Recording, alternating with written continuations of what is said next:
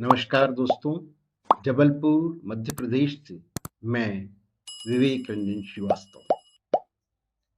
दोस्तों, माँ गंगा के तट पर बसा हुआ है ग्रहमर। वहाँ रह रहे हैं श्री अखंड गहमरी। मेरे भाई की तरह एक सक्रिय रचनाकार, साहित्यकार और साहित्य जगत में अपनी गतिविधियों को लेकर उनकी एक विशिष्ट पहचान है। गोपाल राम गहमरी जी गहमर से थे और उनके कृतित्व को साहित्य जगत से नए माध्यमों से परिचित कराने का बीड़ा साहित्य सरोज पत्रिका ने अपने आयोजन गोपाल राम गहमरी की कलम से के अंतर्गत उठाया है। आज इसी कड़ी में भारतेंदु बाबू हरिश्चंद्र एक संस्मरण गोपाल राम गहमरी जी के इस संस्मरण का वाचन मैं कर रहा हूं। तो लीजिए, प्रस्तुत है गोपाल राम गहमरी जी की कलम से भारतेंदु बाबू हरिश्चंद्र। जे सूरज ते बढ़ी तपे गरजे सिंह समान, तिनकी आज समाधि पर मूतत सीरा स्वान। मैं सन 1879 ईस्वी से गहमर स्कूल से मिडिल वर्नाकुलर की परीक्षा पास करके 4 वर्ष तक घर बैठा रहा।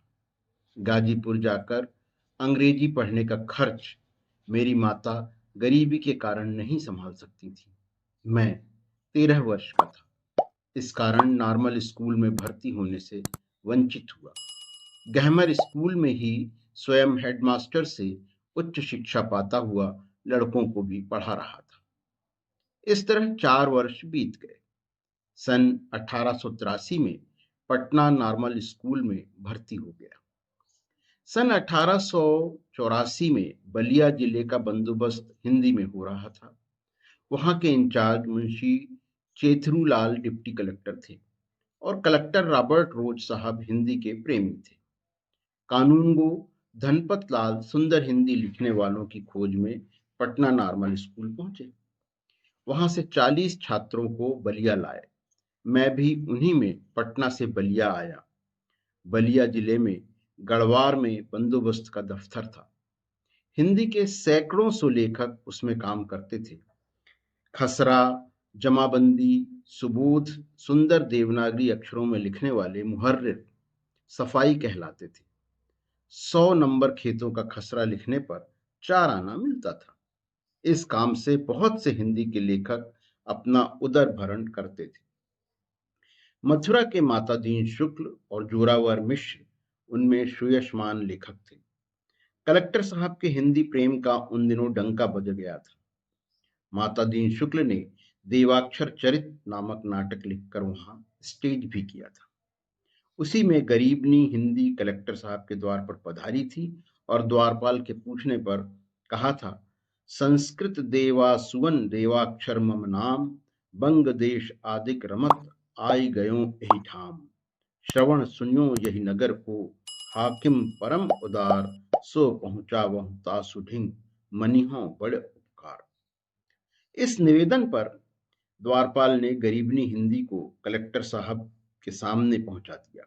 उन्होंने सम्मान से हिंदी को यथार्थवाद और सद्गुण के आधार पर रखकर उसको स्थान दिया और हिंदी में बंदोबस्त का काम जारी हुआ। यही नाटक का दृश्य था। बिहार की कचहरियों में पंडित केशवराम भट्ट, पंडित शालिग्राम त्रिपाठी, ठाकुर रामदीन सिंह आदि सज्जनों के उद्योग से जो हिंदी प्रचलित हुई थी, जिसका स्थान कैथी ने अधिकृत कर लिया था, उसके पश्चात यूपी में ही पहले पहल हिंदी का सरकारी कागजों में यह प्रवेश पहला कदम था। नहीं तो उन दिनों हिंदी का नाम कोई नहीं लेता था। पाठशाला में पंडितों की बैठक तो थी, जहां वर्षों सारस्वत कंठ पाठ करने वाले छात्रों की पढ़ाई होती थी। जहां हम लोग पढ़ते थे वह मदरसा कहलाता था। पढ़ने की पंक्ति या श्रेणी वहां नहीं थी। दर्जा या क्लास भी नहीं था। क्लास को सफ कहते थे। सफ में रामागति और क ख ग पढ़ने वाले भर्ती होकर सफ 7 में जाते थे।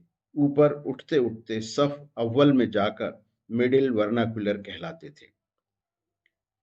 मास्टर या शिक्षक उन दिनों सुनने को नहीं मिलते थे, मुदर्रिस कहलाते थे। उन्हीं दिनों काशी के बाबू हरीशचंद ने हिंदी को नवजीवन दान दिया था। नाटक, काव्य आदि लिखकर हिंदी को अलंकृत किया था। उन्हीं दिनों काशी के श्री राम शंकर व्यास महोदय के प्रस्ताव पर उन्हें भारतेंदु सर्वमान्य उपाधि दी गई थी। हम लोग उनकी कविता हरिश्चंद्रिका और मैगजीन में कभी कभी पढ़ा करते थे। काशी से सन 1884 ईस्वी में ही बाबू रामकृष्ण वर्मा ने अपने जादूघर से भारत जीवन साप्ताहिक को जन्म दिया था। उसमें हर सप्ताह एक नया छप्पे श्री विजयानंद त्रिपाठी जी का छपता था। अंत में छप्पे बंद कर त्रिपाठी जी ने यह दोहा भारत जीवन का मोटो बनाकर दिया था। जयति ईश जाकी कृपा लेश ललित सर्वत्र भारत जीवन हित लसत भारत जीवन पत्र। तब से यही भारत जीवन का भाल तिलक अंत तक बना रहा। श्री माता दीन शुक्ल रचित देवाक्षर चरित जब बलिया में अभिनीत हुआ, बहुत गणमान्य सज्जन दर्शकों में पधारे। नाटक में वहां बजाजों से रंगीन थान मंगाकर पर्दे बनाए गए। हिंदी में पहले पहल नाटक वहां के हिंदी प्रेमियों को देखने मिला। वहां का उत्साह और सार्वजनिक भाषा स्नेह ऐसा उमड़ा कि श्री माता दीन शुक्ल के सुझाव और आग्रह पर मुंशी चेथरूलाल ने कलेक्टर साहब को हिंदी की ओर आकृष्ट किया। भारतेंदु हरिश्चंद्र वहां आमंत्रित हुए। उनकी मंडली सब सामान से लैस होकर वहां पहुंची। मैं उन दिनों बाबू राधा कृष्ण दास से ही परिचित था। वह बच्चा बाबू कहलाते थे। उन्होंने दुखनी बाला नामक एक छोटा सा ग्रंथ लिखा था। मैं उन दिनों 18 वर्ष का था। हिंदी लिखने की रुचि थी, सामर्थ्य कम। भारतेंदु की मंडली का भर के दर्शन मुझे वहीं बलिया में हुए और भारतेंदु का दर्शन पाकर अपने तई कृतार्थ हुआ। बड़ी श्रद्धा भक्ति से वहां भारतेंदु के नाटक को लोगों ने देखा। भारतेंदु ने स्वयं हरिश्चंद्र बनकर सत्य हरिश्चंद्र का नाटक स्टेज पर खेला था। उसके बाद भारत जननी और नील देवी नाटक खेला गया। भारत दुर्दशा खेल हुआ। तीनों नाटकों में देशी विदेशी सज्जनों की अपार भीड़ थी। सत्य हरिश्चंद्र में अब डोम सरदार ने यूं कह के हरिश्चंद्र को मोल लिया और अपना काम सौंपा। हम चौधरी डोम सरदार अमल हमारा दोनों पार, सब समान हमारा राज, कफन मांगने का है काज, सो हम तुमको लेंगे मोल, देंगे मोहर गांठ के खोल। साहित्य रसिक योग्य आलोचक देखें कि डोम के मुंह से निकलने वाले कैसे चुभते हुए सरल शब्द हैं।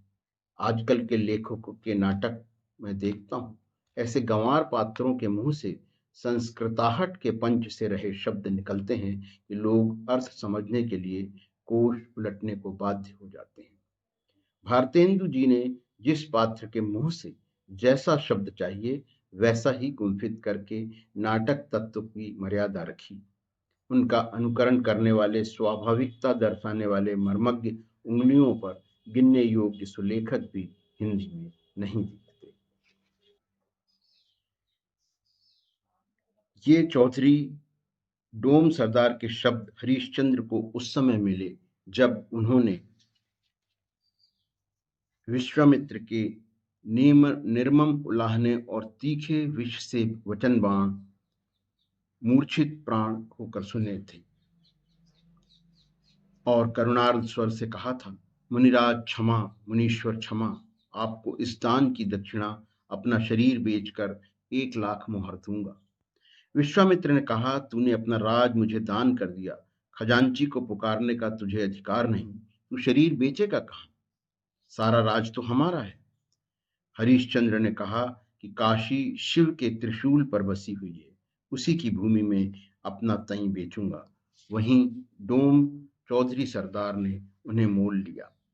कफन मांगने का काम सुचारू रूप से संपादित करते हुए एक दिन श्मशान में जब शैव्या अपने सर्प दंश रोहिताश्व का शरीर लिए श्मशान में संस्कार करने आई और हरिश्चंद्र ने कफन का दान मांगा।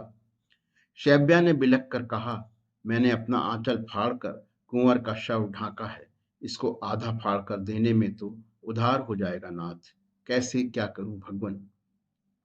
यही कहकर जो उसने आंसू हाथ से पूछे तो सामने ही पसारे हुए हाथ की हथेली पर चक्रवर्ती राजा का चिन्ह देख पहचान गई और कहने लगी, नाथ यह तुम्हारा ही कुंवर रोहिताश्व है, अब कहां से मैं कफन दूं।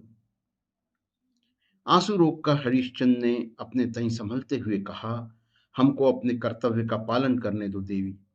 उस समय कलेक्टर साहब की मेम ने अपने पति द्वारा कहलवाया था कि बाबू से बोलो एक्ट आगे बढ़ावें।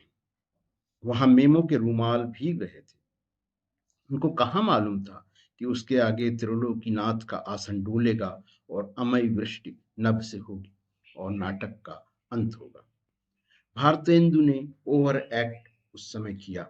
विलाप के मारे देशी विदेशी दर्शकों के अश्रु बेरोक प्रवाहित हो रहे थे। करुणा में सब विभोर थे। कलेक्टर साहब करुणा में अवाक थे। स्टेज पर करुणा खड़ी थी। शैव्या रूप धारिणी बंग महिला ने जो करुणा बरसाई उससे सब विचलित हो गए। भारतेंदु के श्मशान वर्णन के शब्द देखिए, सोई भुज जो प्रिय गर डारे, भुज जिन रण विक्रम मारे, सोई सिर जह निज वच टेका, सोई हृदय जह भाव अनेका, चरण न बोझ हूं जीवत हमारे, तिन तिन पर काठ बोझ बहु डारे, सिर पीड़ा जिनकी नहीं हेरी, भरत कपाल क्रिया तिन केरी, प्राणहु से बढ़ी जा कहूं जाके, ता कह आज सबय मिलता है। इस करुणा को लांघ कर उस कफन मोचन का अवसर किसी से सह्य नहीं हुआ। उसके बाद ही तो त्रिलोकीनाथ का आसन डोल गया। सब जी गए, करुणा बीत गई, अमय वृष्टि से नाटक का अंत हुआ। हेमंत की हाड़ कपाने वाली भयंकर शीत में हम लोग बलिया से गढ़वार पैदल रवाना हो गए। भारतेंदु जी अपनी कुंडली सहित ससम्मान वहां से विदा होकर काशी लौट गए। सन 1884 ईस्वी का अंतिम मास था। सुना काशी पहुंचने पर रुग्ण हो गए। छाती में उनके दर्द उठा। एक मित्र से सुना कि भारतेंदु जी एकांत में योग साधन करते थे। नित्य के साधन में किसी समय कुछ भूल हो गई, छाती में वेदना होने लगी। उस वेदना से ही उनका अंतिम काल आया। 6 जनवरी सन 1885 मंगलवार को काशी में उनका स्वर्गवास हो गया। हिंदी के श्रृंगार भारतेंदु जी का अंत हुआ। भारत जीवन, सुर सुधा निधि, भारत मित्र मासिक, भारतेंदु, ब्राह्मण, हिंदी प्रदीप आदि समस्त पत्रों में महीनों विषाद बना रहा। सब पत्रों ने काला कलेवर करके दुख प्रकट किया। भारतेंदु ने एक स्थान पर लिखा है, कहेंगे सबै ही नैन नीर भरी भरी, पाछे प्यारे हरीशचंद्र की कहानी रह जाएगी। अब वही रह गई। तो दोस्तों, ये था श्री गोपाल राम गहमरी का संस्मरण भारतेंदु हरीशचंद्र। वाचक स्वर जबलपुर मध्य प्रदेश से विवेक रंजन श्रीवास्तव। बहुत बहुत आभार साहित्य सरोज पत्रिका, श्री अखंड गहमरी जी, इस प्रस्तुति के लिए। नमस्कार।